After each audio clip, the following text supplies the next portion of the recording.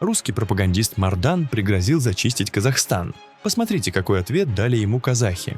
Ты случайно там берега не попутал?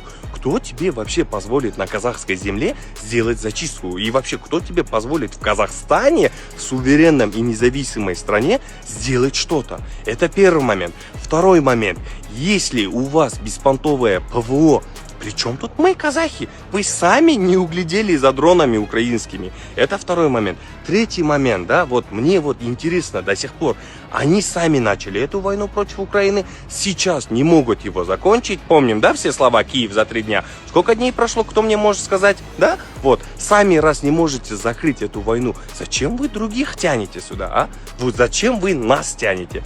И самое главное, он написал то, что сейчас он думает якобы о том, что куда будет второе СВО, в Азербайджан либо в Казахстан, или же наоборот. Слушайте, вы с маленькой Украины, у которых львиное сердце, не можете справиться. Куда вам до тюркских народов?